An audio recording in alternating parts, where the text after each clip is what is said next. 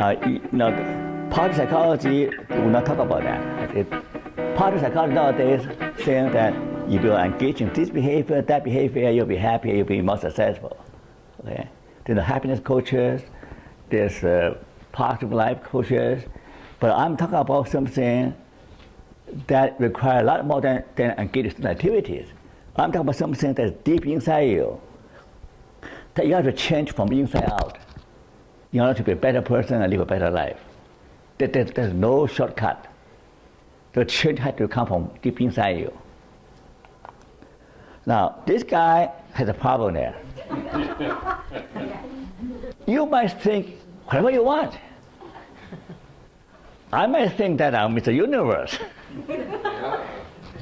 I'm no muscle. This guy might think he's a muscular man, but he's too fat. He has a problem there. He needs a mental checkup. Now consider this session as a mental checkup. To ask yourself, what are you really like? Is there something in your life that needs to be fixed, that needs to be changed? People are usually very resistant to change. They live in denial. They deny their own problem. If there's something in your life that needs to be changed, needs to be fixed, you better take notice. Your body can tell you there's something wrong with you. Your dream might tell you there's something wrong with you. Other people might hint at it, what's wrong with you. But you need to pay attention to all the clues that there's something in you that needs to change. Otherwise, you can from marriage to marriage, from marriage to marriage, from job to job. The same problem will follow you, wherever you are, whoever you marry. Okay?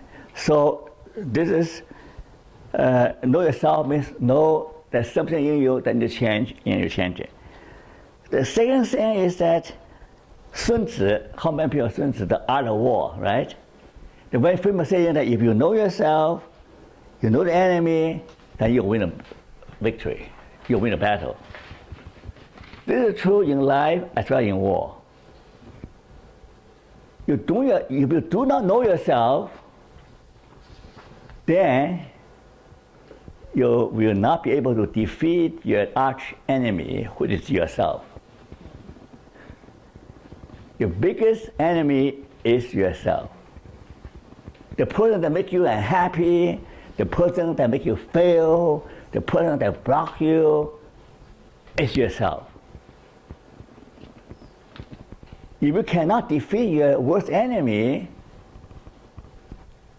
your life is a miserable one. Lee Iacocca, do you know him? Chrysler. The Chrysler man. He rescued Chrysler from bankruptcy, right? And he's a well-known CEO, Lee Iacocca. Huh? Wasn't he Mustang? Yeah, he was. Yeah. He brought it to the table. Yeah. So this is there's no substitute for accurate knowledge.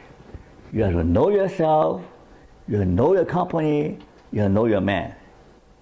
If you do not know yourself, you do not know the culture of a company, if you do not know the man who work with you, Or the woman. or a woman work with you. Thank you, Mike. Yeah.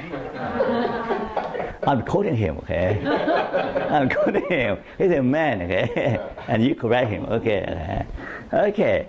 You do not know the people who work with you,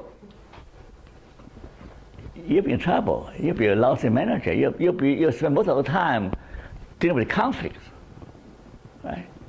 So what in business, it doesn't matter, in marriage, in life, you got to know yourself and know your partner, okay?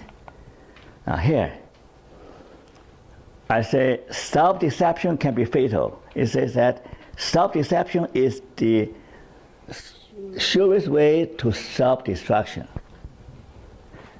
It's a strong statement. I just posted something on Facebook talk about Mr. Marco. Do you know about him? Marco is a famous cartoon character in the 70s. Maybe you're too young for that. Mr. Marco, okay? But anyway, he suffered from short-sightedness, so he happy to drive a car over the cliff. He doesn't know. He's so happily driving his car. He doesn't see it, right? Yeah. Most of us so short-sighted. America is going to near the cliff pretty soon. You know, with all the all the struggle, all the infights and the Congress versus the White House, they're so short-sighted, and they're driving the economy over the cliff. So often we're suffering from a short-sightedness.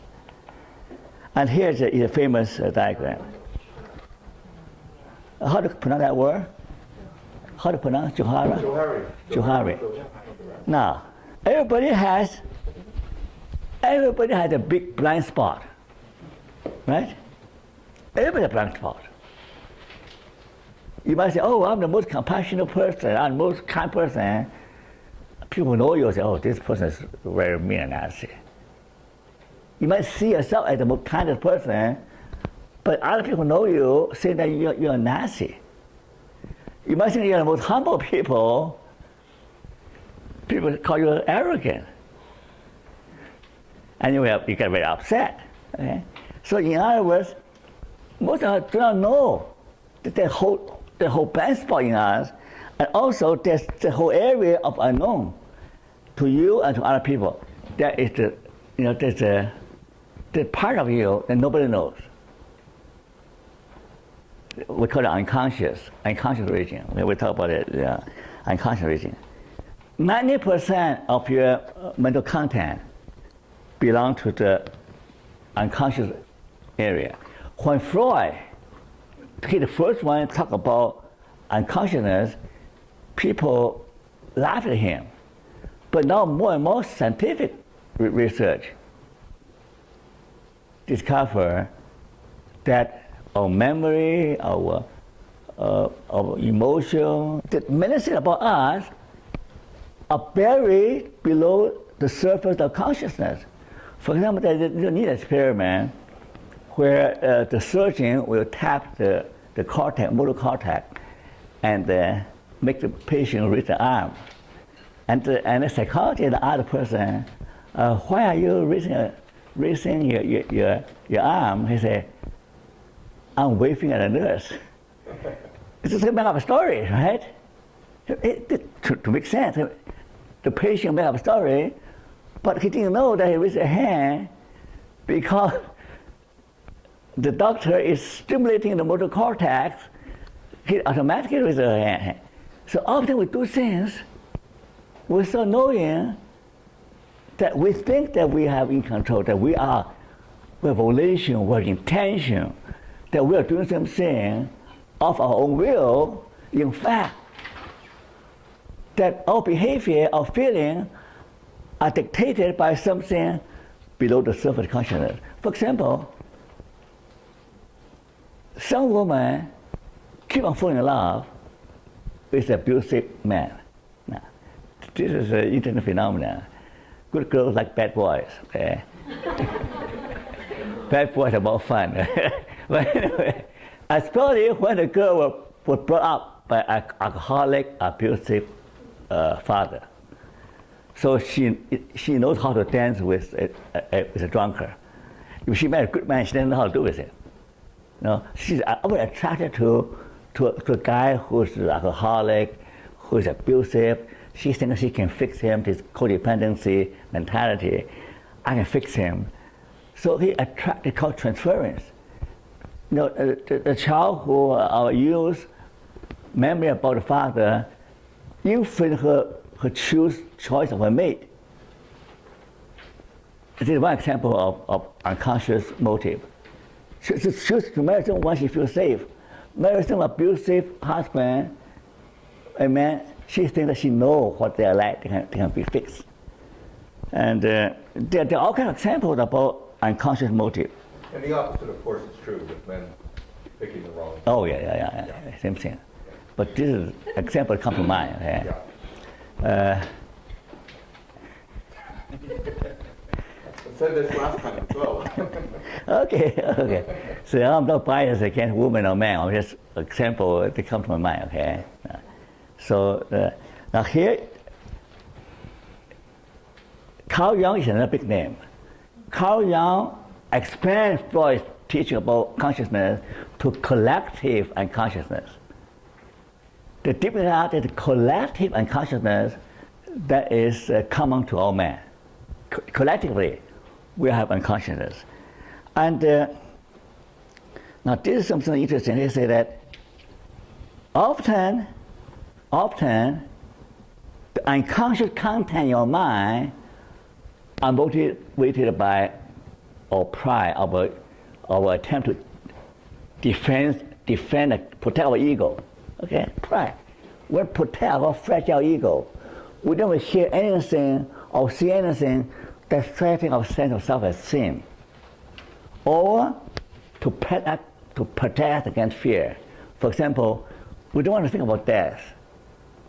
We do think about loneliness or meaninglessness. So we have all kinds of defense mechanisms, protect ourselves against existential grievance.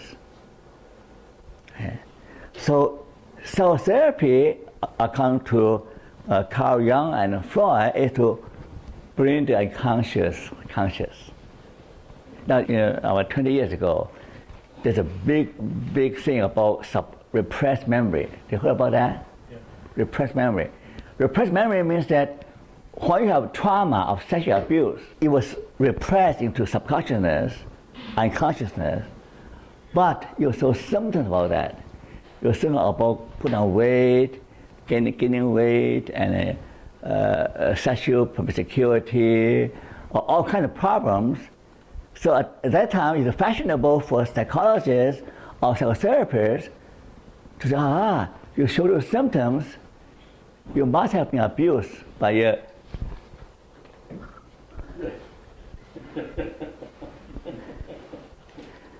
Okay, we'll drop in 5 minutes, okay? So I have to continue in the next session, okay? So you must be abused. So they have group meeting, group therapy. One by one, they all recall, oh yeah, I was abused by my grandfather. When she bathed me, she touched my private part. Oh, I was abused by my father. So what happened? At that time, many innocent men were charged with sexual abuse. And later on, they discovered that it's really, the idea was fed into them by the psychologists or by other group members. But having said that, it is still true that all kinds of traumatic memories are repressed. If those feelings are not brought to consciousness, not dealt with, you have physical problems, you have psychological problems. Okay? So one thing to know yourself is to know the unresolved issue in conscious mind. So I'll stop right here because my time is up. So I'll try to finish the other half of my lesson next time. Okay? Thank you for listening. Thank you for explaining the rule.